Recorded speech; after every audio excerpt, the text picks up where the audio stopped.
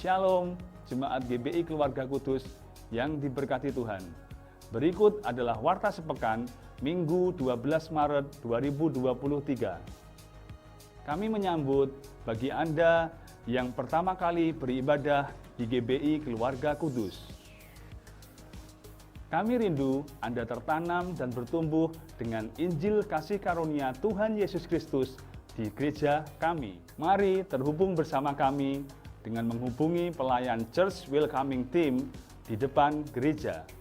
Atau Anda dapat terhubung dengan pelayanan online kami di Instagram @GBI Keluarga Kudus, YouTube GBI Keluarga Kudus, dan kunjungi website kami di www.gbikeluargakudus.com.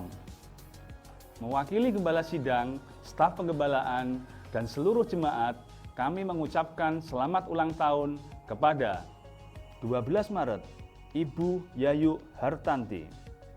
13 Maret, Bapak Baskoro, Saudara Robianto. 16 Maret, Bapak Dedi Prasetya Edi. Saudara Guntur Priyo. Saudari Ana. 17 Maret, Ibu Tony Ridwan. Saudara Jimmy, dan 18 Maret, Ibu Dian Wulandari. Info ibadah. Kami mengundang Bapak Ibu Saudara untuk bergabung di ibadah doa pagi setiap hari Selasa, Rabu, Kamis, dan Sabtu pukul 4.30 waktu Indonesia Barat di gereja. Bagi orang dewasa matang, kami mengundang untuk bergabung di dalam ibadah Odema pada hari Rabu tanggal 15 Maret 2023 pukul 17 waktu Indonesia Barat di aula gereja. Kami mengundang pemuda dan remaja untuk bergabung di ibadah Youth Arrow of God setiap hari Sabtu pukul 16.30 waktu Indonesia Barat di aula gereja. Dan kami juga mengundang untuk adik-adik Hesed Kids untuk bergabung di dalam ibadah Hesed Kids setiap hari Minggu pukul 7 waktu Indonesia Barat di aula gereja lantai 2. Setiap bulan, gereja kita mengulurkan tangan kasih kepada jemaat yang membutuhkan.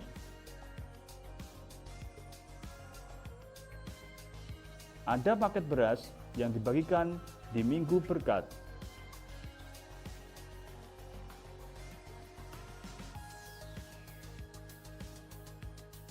Melalui Minggu Berkat, kita menjadi berkat untuk Kota Kudus.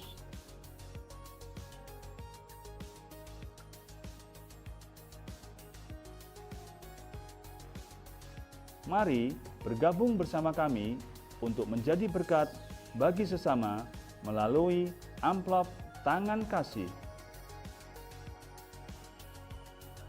Pelayanan gereja.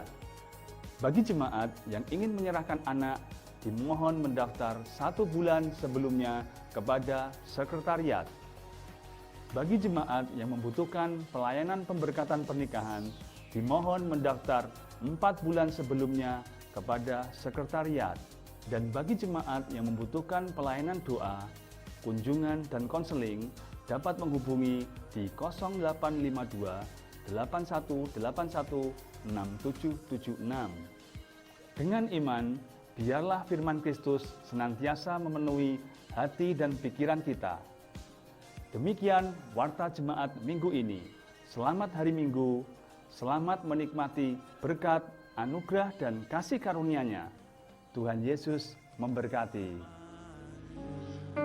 Terima kasih Tuhan, inilah keputusan kami, di mana kami memberikan diri kami untuk menjadi pengikut-Mu. Kami memberikan diri kami untuk menjadi anak-anak-Mu yang Engkau kasihi Bapa. Karena kami sadar Engkau telah menebus kami dengan darah yang sangat amat mahal. Dan kami pagi hari ini bersuka cita karena hari ini adalah harinya Tuhan, di mana kami menikmati hal-hal yang terbaik Bapa.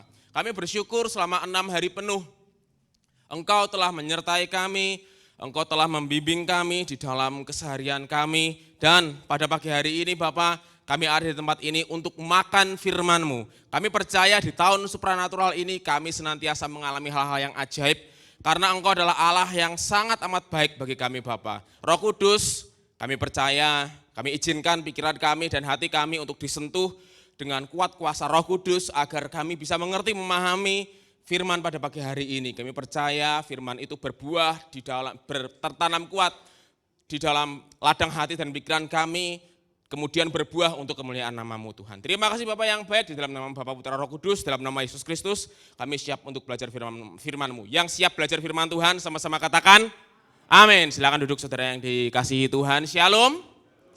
Apa kabar saudara semuanya? Saudara sehat semuanya, amin. Amin. Yuk katakan sebelah saudara, yuk kamu anak yang disayang Tuhan. Kasih tahu sebelahnya kalau dia disayang Tuhan. Ya seperti biasa saya minta tolong handphone bisa disilentkan. Lalu saya bisa minta tolong juga anak-anak dijaga untuk duduk di tempatnya masing-masing dengan manis ya. Oke, timer sudah saya nyalakan. Silakan PowerPoint-nya. Pagi hari ini kita akan belajar firman Tuhan, dan pagi hari ini memang saya sengaja kasih judul yang sangat amat kontroversial. Mungkin ini baru kali ini ya judul seperti ini ada di pemberitaan firman Tuhan. Kenapa kok saya kasih seperti ini saudara? Tetapi sebelumnya ya, supaya kita ngerti ada apa sih, kenapa kok harus seperti ini judulnya. Kenapa kok harus membahas Rahab? Karena saya teliti, ya, karena saya melakukan studi ya saudara ya. Rahab ini menarik, Rahab ini sangat amat menarik. Nah seperti apa menariknya, kita buka bersama-sama Yakobus 2 ayat 26.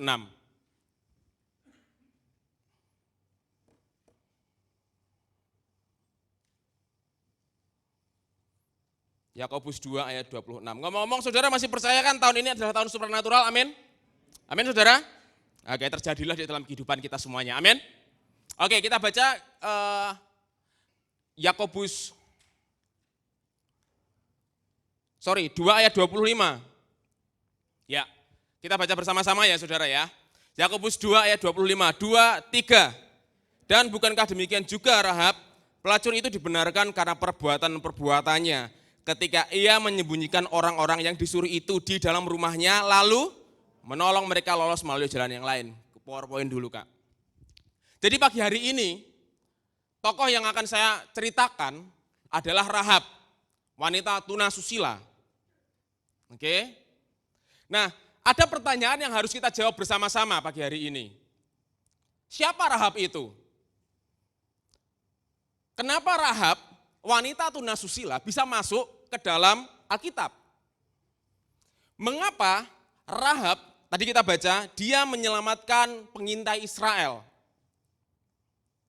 Dan yang paling aneh, Rahab bisa masuk ke dalam daftar pahlawan iman di Ibrani 11. Dan yang perlu kita bahas bersama-sama pagi hari ini adalah sebenarnya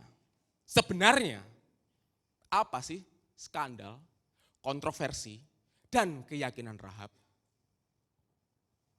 Nah saudara, saya mau kasih disclaimer dulu, klik ya, next. Title for clickbait purpose only. Ya, karena ini akan tayang di YouTube, saya menggunakan judul yang kontroversial untuk clickbait. Jadi saudara akan masuk kena clickbait. Karena apa? Ini namanya strategi marketing, good marketing saudara, untuk untuk memberikan rasa penasaran. Karena ada beberapa orang yang tanya sama istri saya, gak kebayang kayak gimana gitu, kayak gimana pembahasannya. Kenapa kok harus skandal, kenapa kok kontroversi gitu. Justru itu adalah teknik marketing yang bagus untuk menarik curiosity ya. Jadi saudara bisa dikatakan saya sedikit prank sedikit, nggak apa-apa ya saudara ya. Tetapi pagi hari ini ya, selain kita akan bercerita tentang Rahab, faktor utama yang harus kita pegang, perhatikan baik-baik, ini yang harus kita pegang. Bahwa fokus utama pagi hari ini adalah kuasa pemberitaan firman Kristus. Ya, saya tidak sedang mengglorifikasi Rahab dan pekerjaannya, tidak. Saya sedang mengajak saudara untuk berfokus kepada kuasa pemberitaan firman Kristus. Yang setuju katakan amin. Katakan bersama saya, kuasa pemberitaan firman Kristus. Ya.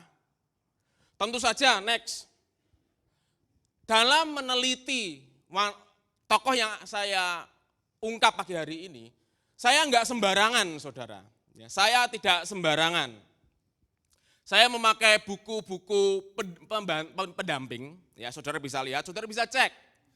Karena apa? Karena begini saudara, Alkitab menceritakan apa yang perlu diceritakan. Tetapi ada rekonstruksi sejarah, ya saya ulangi, Alkitab menceritakan apa yang perlu diceritakan, namun di saat yang sama ada rekonstruksi sejarah yang membantu saya sebagai seorang pengkhotbah untuk memahami apa sih yang terjadi. Jadi kita akan melakukan sedikit rekonstruksi sejarah apa yang terjadi di dalam kehidupannya Rahab. Ya. Tentu saja kalau ngambil kayak gitu nggak bisa sembarangan ngomong ya, saudara. Ini ada referensi akademisnya, jadi untuk menunjukkan validitas yang dapat dipercaya. Dan pagi hari ini, saudara, meskipun judulnya kontroversial, tapi bisa dipertanggungjawabkan. Itu jauh lebih baik daripada sekedar hanya judul yang kontroversial. Nah, oke, kita akan masuk ke sesi pembahasan kita pagi hari ini, skandal Rahab. Nah, tadi kita sudah baca ya saudara ya di Yakobus 2 ayat 25. Bukan demikian juga Rahab pelacur itu dibenarkan karena perbuatan-perbuatannya. Nah, siapa nama Rahab itu? Rahab namanya ada dua ya, Ra artinya dewa matahari Mesir. Ya, ini menurut referensi pertama. Arti nama Rahab artinya disrespect behavior. Dia adalah wanita Amori penyembah berhala. Bangsa yang akan dihancurkan Yosua. Jadi kota Yeriko itu ada orang Amorinya. Nah, Rahab itu adalah salah satu orang yang semestinya dihancurkan oleh Yosua. Nah, Rahab, nama Rahab meaningnya, arti nama Rahab adalah disrespect behavior. Memang tidak ada, kita tidak pernah setuju wanita tunasusila punya behavior yang bagus, punya tingkah laku yang bagus. Makanya nama Rahab mencerminkan dirinya sendiri. Tetapi begini saudara, tidak selalu nama Rahab itu buruk. Ada satu momen di mana Rahab menyelamatkan kedua pengintai Israel tersebut. Ya, yang Rahab lakukan adalah penipuan beresiko tinggi. Saya bisa ngomong ini dari mana? Coba kita buka bersama-sama Yosua 2. Nah, Yosua 2. Kita akan lihat ceritanya di sini ya, saudara. Oke, saya akan bacakan pelan-pelan bagi saudara. Yosua 2 ayat 1. Yosua bin Nun dengan diam-diam melepas dari Sitim 2 orang pengintai. Katanya, pergilah, amatilah negeri itu dan kota Yeriko. Maka pergilah mereka dan sampailah mereka ke rumah seorang perempuan sundal yang bernama Rahab lalu tidur di situ. Ayat 2, kemudian diberitakanlah kepada raja Yeriko. Demikian, tadi malam ada orang datang kemari dari orang Israel untuk menyelidiki negeri ini. Maka Raja Yeriko menyuruh orang kepada Rahab, mengatakan, bawalah keluar orang-orang yang datang kepadamu itu, yang telah masuk ke dalam rumahmu, sebab mereka datang untuk menyelidiki seluruh negeri ini. Ayat 4, perhatikan baik-baik. Tetapi perempuan itu telah membawa dan menyembunyikan kedua orang itu. Berkatalah ia, memang orang-orang itu telah datang kepadaku, tetapi aku tidak tahu dari mana mereka. Ayat 5, dan ketika pintu gerbang hendak ditutup menjelang malam, maka keluarlah orang-orang itu. Aku tidak tahu kemana orang-orang itu pergi, segeralah kejar mereka, tentulah kamu dapat menyusul mereka. Ayat 6, perhatikan saudara. Tetapi perempuan itu telah menyuruh keduanya naik ke suatu rumah dan menyembunyikan mereka di bawah timbunan batang rami yang ditebarkan di atas sotoh itu. Maka pergilah orang-orang itu mengejar mereka ke arah sungai Yordan, ke tempat-tempat penyeberangan, dan ditutuplah pintu gerbang sesudah pengejar-pengejar itu keluar. Saudara ngerti ya ceritanya ya. Jadi suatu saat Ini namanya spionase. Yosua memerintahkan 2 orang untuk mengintai kota Yeriko. Yosua ngirim 2 orang dan ternyata kedua orang ini masuk radarnya pasukan Yeriko. Secara tidak beruntung, kedua orang ini masuk. Entah kenapa kedua orang ini bisa nongkrong di rumahnya Rahab. Ya. Dan semua pasukan Yeriko taunya kedua orang pengintai ini masuk ke dalam rumahnya Rahab. Lalu Rahab didatengin, diinterogasi, ditanyain di situ. Kamu nyembunyiin 2 orang Israel ya? Oh enggak, aku enggak nyembunyiin 2 orang Israel kok. Enggak, mungkin mereka lari ke sana tuh. Coba kamu kejar ke sana tuh. Itu yang dikatakan Rahab. Setelah semua prajurit Yeriko cabut pergi, Rahab naik ke loteng rumah. Di loteng rumahnya orang-orang pengintai Israel itu disembunyikan di bawah rami. Ya, jadi disembunyiin gitu. Itu yang Rahab lakukan untuk menyelamatkan kedua pengintai Israel. Nah pertanyaannya saudara, Rahab ini pekerjaannya apa sih? Coba PowerPoint next. Nah, kita harus setuju.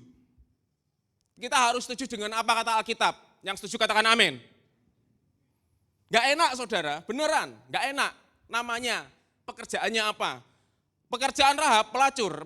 Menurut referensi pertama, Rahab dikatakan pelacur. Menurut Yakobus 2 ayat 25, jelas dikatakan di situ. Kata pelacur pakai bahasa Yunaninya pornea. Sedangkan di Yosua 2, perempuan sundal itu ditulis dengan bahasa Ibrani zonah. Dari zonah kita bisa tahu kalimat zina. Ya. Tidak mengenakkan, gak enak. Tetapi uniknya Rahab masuk ke dalam pahlawan iman. Bagaimana mungkin wanita rendahan masuk menjadi pahlawan iman? Dan yang paling mengerikan, coba kita buka Matius 1 ayat 5. Saya akan tunjukkan hal yang mengenaskan bagi saudara. Oke, kita baca bersama-sama. 2, 3. Salmon memperanakkan Boas dari... Oke. Ada yang tanya, mungkin ini orangnya beda? No. Catatan akademis menyatakan ini orang yang sama. Berarti, dengan kata lain, Yesus, juru selamat kita. Aku boleh PowerPoint Kak? Yesus, juru selamat kita, nenek moyangnya adalah seorang wanita tuna susila.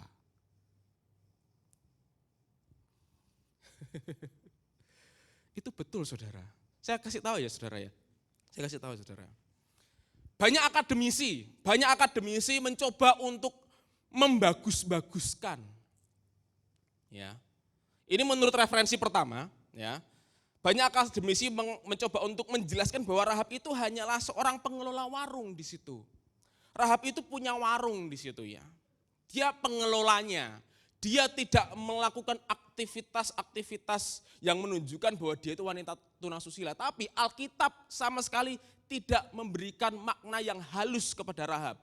Sebenarnya mungkin kita bertanya-tanya, kenapa kok Alkitab tidak sedikit pun menghaluskan kata-kata profesi Rahab? Pertama, saya yakin dan percaya bahwa Alkitab tidak sedang mengglorifikasi pekerjaan Rahab, tetapi ini dia menuju kesimpulan yang kedua yang saya yakini, bahwa dengerin baik-baik, saat firman Tuhan dinyatakan, orang sebejat Rahab pun bisa berubah. Yang setuju katakan amin. Saudara, bukti bahwa Alkitab ini isinya orang-orang yang buruk semua. Kita ngomong Daud apa kesalahannya? Dia mengambil istri orang lain. Nggak usah jauh-jauh deh, 1 bulan yang lalu kita ngomong tentang Paulus. Paulus reputasinya apa? Dia penganiaya orang Kristen, penganiaya orang percaya. Tetapi dengarkan baik-baik, saat firman Tuhan datang,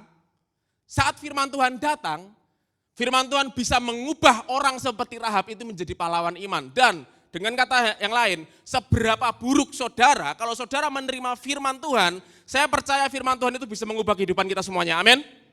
Amin saudara? Itu yang menjadi poin penting di pagi hari ini. Kuasa pemberitaan firman apa saudara? Firman Kristus. Saya percaya kuasa firman Tuhan itu luar biasa. Amin. Dan itulah yang akan kita pelajari. Saya nggak kebayang kalau Rahab tidak mendengar firman. Nah, sekarang karena ini kontroversi Rahab, ya, pekerjaannya tidak memuliakan Tuhan. Pekerjaannya adalah wanita tunasusila, tetapi dia bisa masuk menjadi pahlawan iman dan menjadi garis nenek moyang Yesus Kristus karena Rahab punya keyakinan. Yuk next. Nah, Rahab mendengar berita tentang Allah Israel. Kita buka Yosua 2 ayat 10 sampai 11. Kita baca ayat yang ke-8 dulu deh. Kak, ayat yang ke-8, Kak. Dengerin baik-baik, saudara. Tetapi sebelum kedua orang itu tidur, naiklah perempuan itu mendapatkan mereka di atas sotoh, ayat 9. Dan berkata kepada orang-orang itu, aku tahu bahwa Tuhan telah memberikan negeri ini kepada kamu, dan bahwa kengerian terhadap kamu telah menghinggapi kami dan segala penduduk negeri ini gemetar menghadapi kamu. Ayat 10 kita baca bersama-sama, 2, 3. Sebab kami mendengar bahwa Tuhan telah mengeringkan air laut Teberau di depan kamu ketika kamu berjalan keluar dari Mesir, dan apa yang kamu lakukan kepada kedua raja orang Amori yang di seberang sungai Yordan itu, yaitu kepada Sihon dan Og yang telah kamu tumpas. Ayat 11, baca bersama-sama. Ketika kami mendengar itu, tawarlah hati kami dan jatuhlah semangat setiap orang menghadapi kamu. Sebab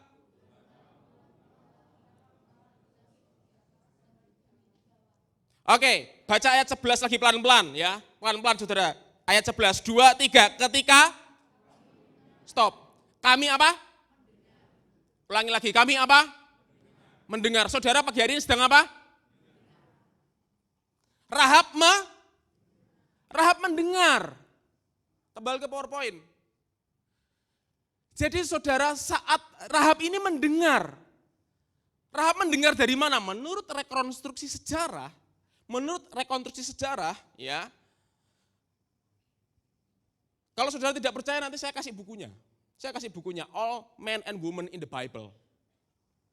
Menurut rekonstruksi sejarah, Rahab mendengar berita tentang Allah Israel saat Rahab sedang mengentertain tamunya. Saya tidak ngomong bagaimana Rahab mendengar, tapi kuasa firman Tuhannya. Ya. Jadi Rahab mendengar, kasak kusuk orang ngomong, lihat itu Allah orang Israel. Kamu tahu enggak Allah orang Israel itu seperti apa? Orang Israel itu ketika berjalan melewati Laut Teberau, Allahnya orang Israel membelah Laut Teberau itu menjadi dua. Allahnya orang Israel menyertai orang Israel dalam bentuk tiang awan dan tiang api. Allahnya orang Israel mengalahkan musuh semua orang Israel. Tidak ada yang bisa mengalahkan Allah orang Israel. Yang setuju katakan amin. Itu Rahab dengerin tuh. Nah, saat Rahab mendengarkan itu, Rahab meyakini. Taunya dari mana Pak Pastor? Rahab meyakini bahwa Allah Israel adalah Allah yang benar. Ayat yang ke-11, coba ayat yang ke-11. Perhatikan ayat ke-11. Ketika kami mendengar itu, pertama berarti apa saudara? Mendengar. Tawarlah hati kami, berarti semua orang di Yeriko itu sudah takut duluan, ya. Dan jatuhlah semangat setiap orang menghadapi kamu. Coba baca bareng-bareng. Sebab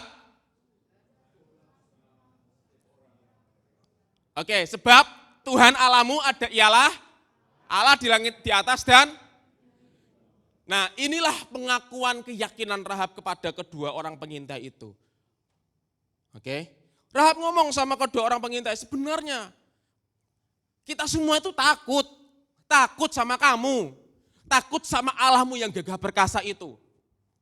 Karena aku percaya, Rahab ngomong, aku percaya Allahmu adalah Allah di langit atas dan di bumi bawah. Ini pengakuan Rahab. Saudara kalau ngomong pengakuan ini, saudara, ini kita harus lari ke Roma 10 ayat 9. Yuk, Roma 10 ayat 9.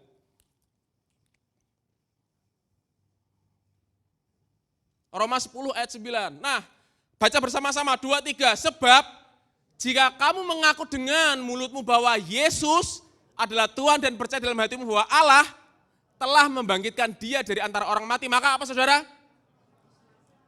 perhatikan baik-baik. Mengaku. Oke. Rahab mengaku. Coba kembali ke Yosua 2 ayat 11. Rahab mengaku bahwa Allah orang Israel adalah Allah di langit atas dan di bumi di bawah. Rahab mengakui bahwa Allah orang Israel adalah Allah sang alam semesta. Kita mengakui bahwa Yesus Kristus adalah Tuhan dan Juru Selamat kita. Amin. Barang siapa mengaku dengan mulut dan di dalam hati, maka kita akan mendapatkan apa saudara? Keselamatan. Kasih tahu ke sebelahnya, Yesus yang menyelamatkan hidupmu. Kasih tahu sebelahnya, ya hanya Yesus yang menyelamatkan hidupmu. Nah, yuk PowerPoint, kembali ke PowerPoint. Jadi jelas, proses pertama adalah Rahab apa saudara? Mendengar. Yang kedua percaya. Yang ketiga mengaku. Setelah mengaku, Rahab bertindak atas dasar keyakinannya. Ya. Tindakan Rahab menyelamatkan kedua pengintai ini tidak sekonyong-konyong keluar atas keinginannya sendiri, no. Rahab bertindak dari apa yang Rahab yakini. Yosua 2 ayat 12-13, Kak, tolong Kak.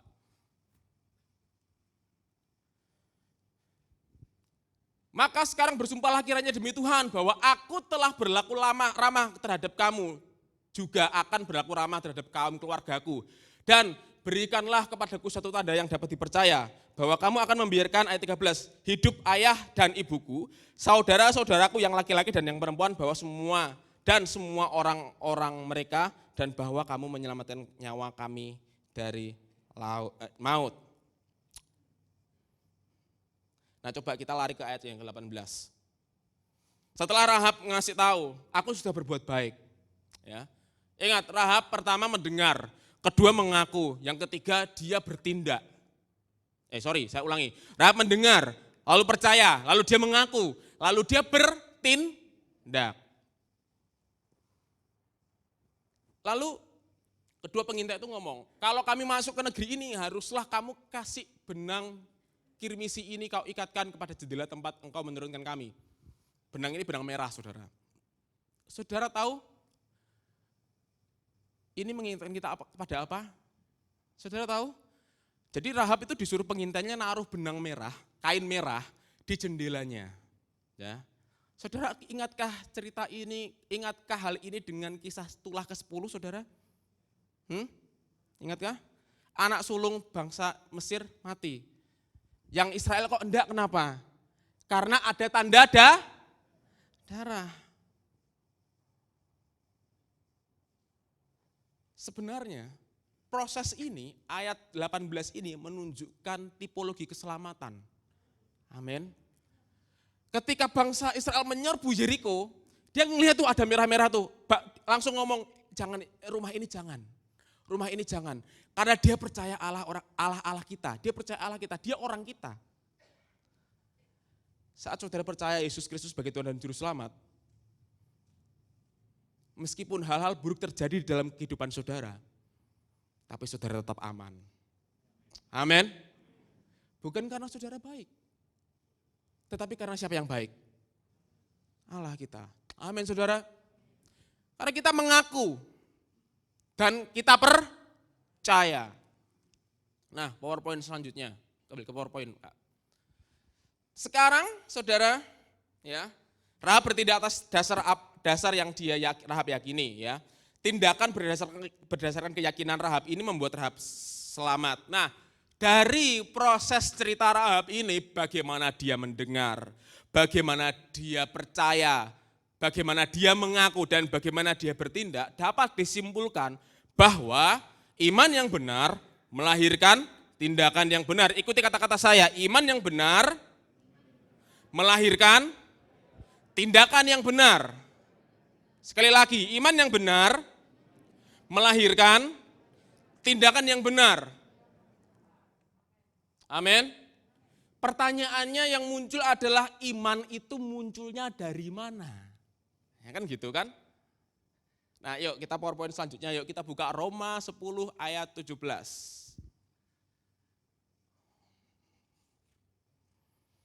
Roma 10 ayat 17. Saudara perhatikan ayat saudara, ya. Saya akan baca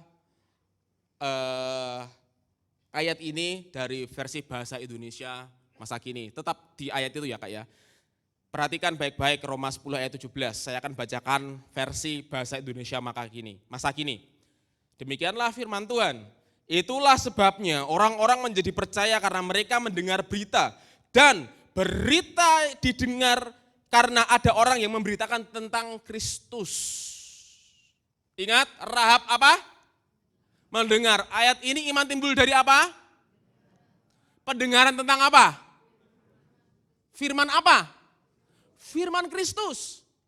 Kembali ke PowerPoint.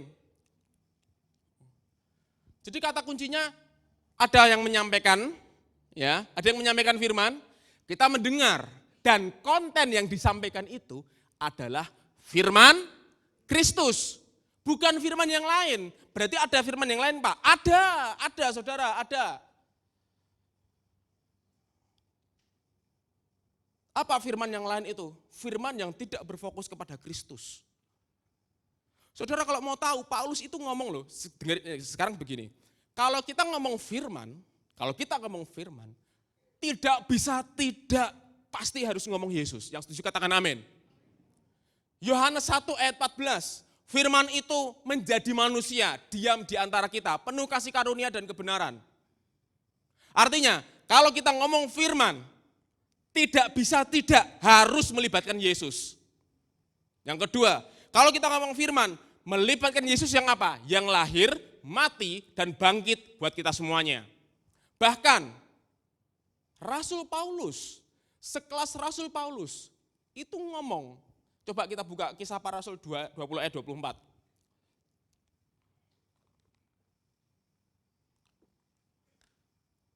Kisah Rasul 20 ayat 24. Yuk Kak. Nah,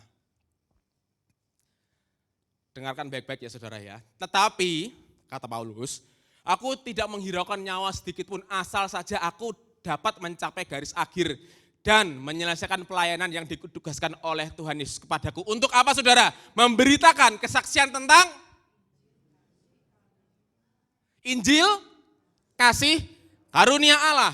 Galatia 1 ayat 8, Paulus ngomong sama jemaat di Galatia, apabila ada malaikat Galatia 1 ayat 8, mengucapkan, memberitakan Injil yang lain, terkutuklah ia. Berarti, dengerin baik-baik, berarti hanya ada satu Injil yang harus kita dengar terus menerus, yaitu Injil apa saudara?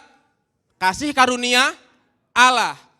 Iman muncul karena pendengaran tentang firman Kristus. Oke, PowerPoint. Dengarkan baik-baik, inilah persamaan antara Rahab dan kita.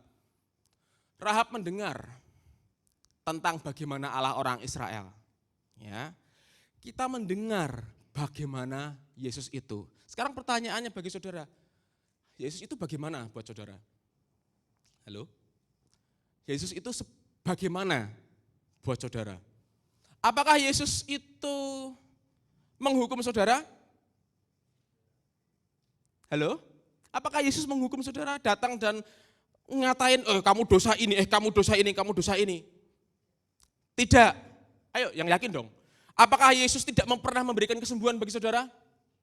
Menurut Alkitab yang saudara baca ya, dari keempat Injil itu, apakah Yesus datang terus ngomong, kamu sakit aja ya, enggak usah sembuh ya? Tidak. Apakah Yesus datang terus dosamu tidak diampuni? Tidak. Apalagi, apakah Yesus mati dan bangkit buat saudara? Amin. Apakah, ini yang paling penting ini, apakah saudara percaya Yesus Kristus mengampuni dosa saudara masa lalu, masa kini, dan masa depan? Amin. Apakah saudara percaya karena Yesus kita dapat tiket VVIP masuk surga? Amin. Apakah saudara percaya bahwa Yesus Kristuslah sumber berkat saudara? Kalau kita dengar firman seperti ini terus, firman Kristus, firman yang mengekspos Kristus, tidak hanya sekedar Yesus Kristus mengampuni dosamu ya, enggak. Tapi Yesus Kristus ini menjadi hidupmu. Filipi 2 ayat 13, ia yang mengerjakan di dalam kita, baik kemauan maupun kerelaan. Artinya, saat firman Kristus disampaikan, iman itu pasti muncul. Amin.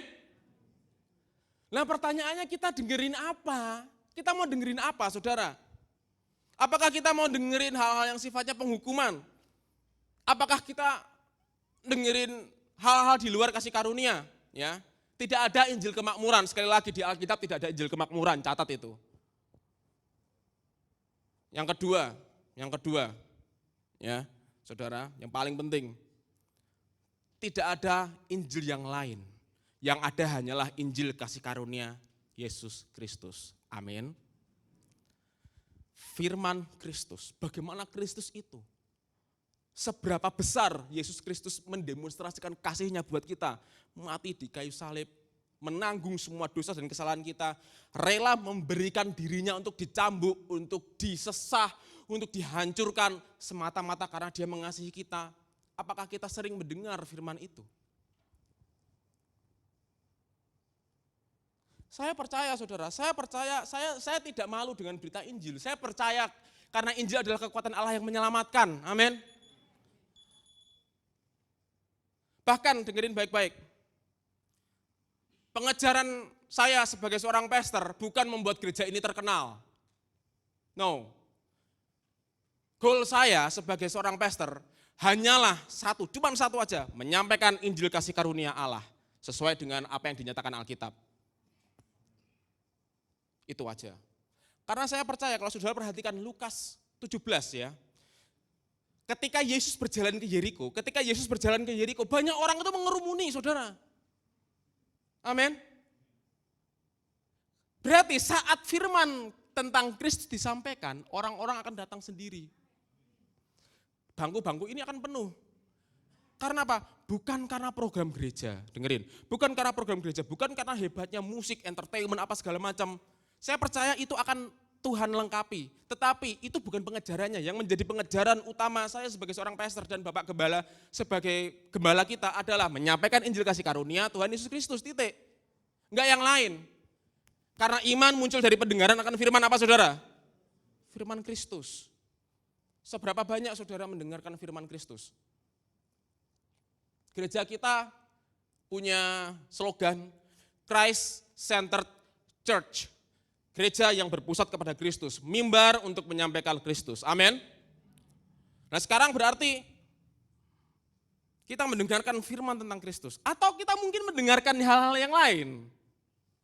Apa hal-hal yang lain selain firman Kristus? Selain firman ada hal-hal yang rohani, hal-hal non rohani yang mendominasi kita. Apakah kita lebih sering mendengarkan gosip daripada mendengarkan firman tentang Kristus? Roma 10 ayat 17, iman muncul karena pendengaran akan gosip. Yang setuju katakan amin. Enggak saudara. Apakah kita lebih cenderung mendengarkan berita-berita yang negatif? Ngomong-ngomong berita itu memang harus negatif loh saudara. Kalau saudara buka YouTube, yang buka YouTube ya, saya enggak pernah buka Detik gitu, enggak pernah. Saya seringnya buka YouTube. Kalau saudara buka YouTube, yang mendominasi timeline saudara ini apa sih? Paling kan berita anak itu ya yang melakukan kekerasan karena dipanas-panasin pacarnya. Itu stupid itu. Terus apalagi yang muncul? Berita tentang artis. Apalagi yang muncul? Saya mau tanya sederhana, apakah iman kita muncul dari dengerin hal-hal kayak gitu saudara? Ayo jawab, apakah imanmu muncul dari kita sering melihat lambe turah di Instagram?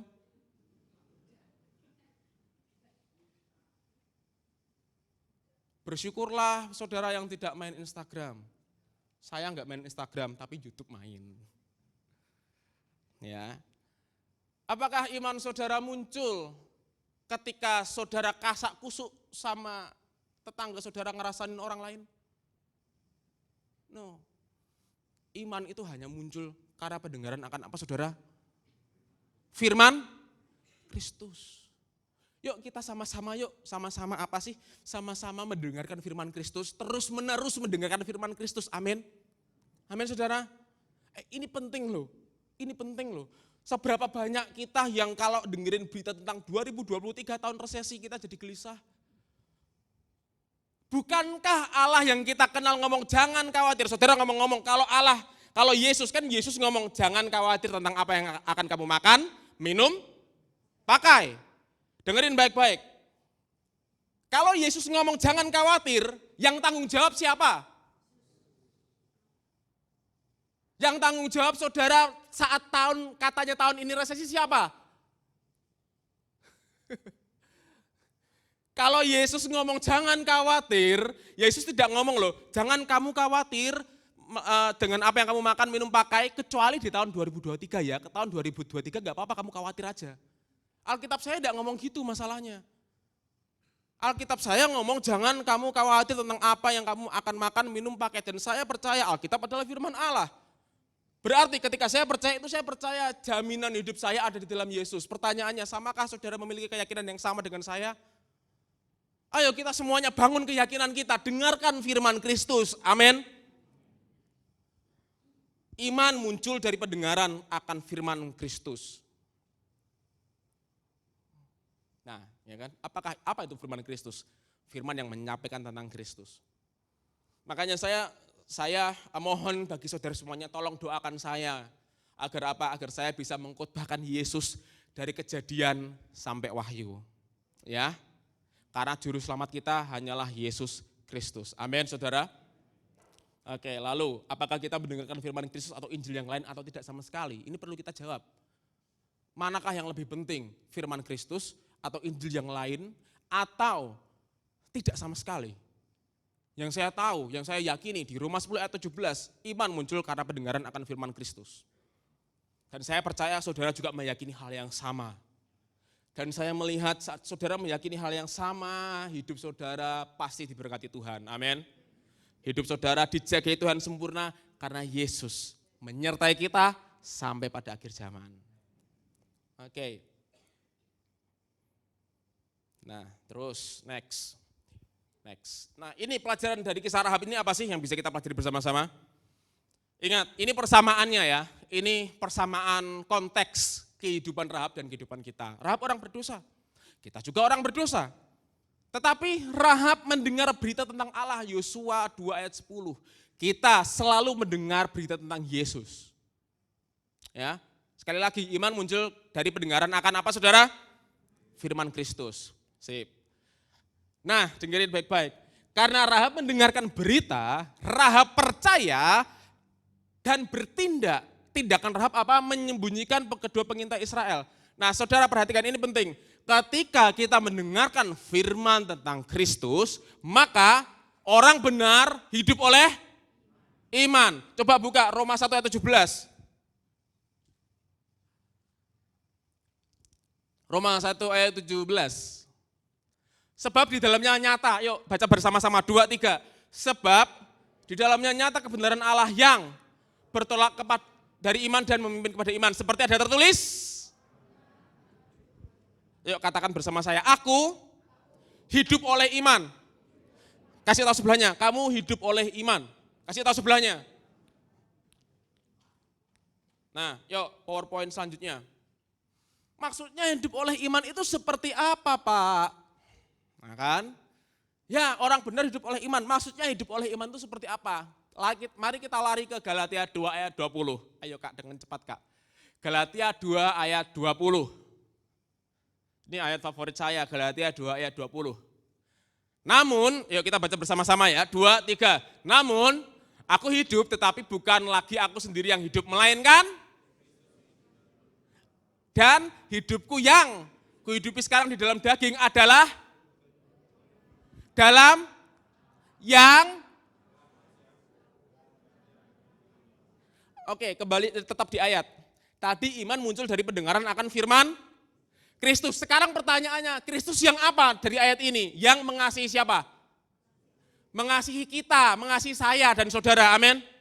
Pertanyaan yang harus kita jawab, bagaimana Yesus mengasihi kita? Menyerahkan dirinya, mati, dan bangkit atas nama kita. Ngomong-ngomong, Yesus itu tidak bersalah loh. Tapi dia rela menerima kesalahan kita cuman untuk membuat kita itu hidup layak di hadapan Allah. Amin saudara. Kematian dan kebangkitan Yesus tidak hanya sekedar membuat kita layak di hadapan Allah, tetapi kita bisa hidup dan berkuasa karena Kristus itu sendiri. Jadi saudara, saya percaya saat saudara yakin betul bahwa hidup saudara itu adalah Yesus, saudara tidak perlu repot-repot untuk mengalahkan dosa. Saudara sudah menang atas dosa. Amin. Nanti ayat yang terakhir saya akan jelaskan ini hal yang menarik. Jadi jelas ya di sini ya, bahwa kita hidup, saya hidup, saudara hidup, bukan lagi saudara yang hidup, bukan lagi egoistis, bukan lagi cara pandang saudara yang hidup tentang diri saudara, bagaimana saudara menilai saudara, no.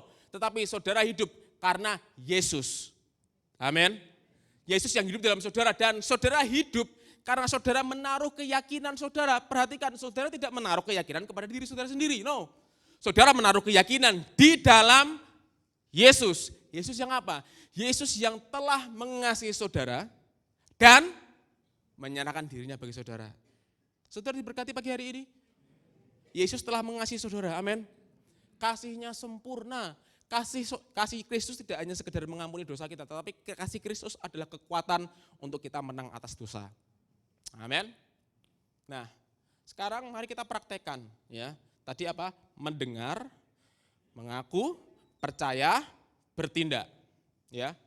Saya akan tunjukkan satu ayat dan kita akan praktekkan hal ini.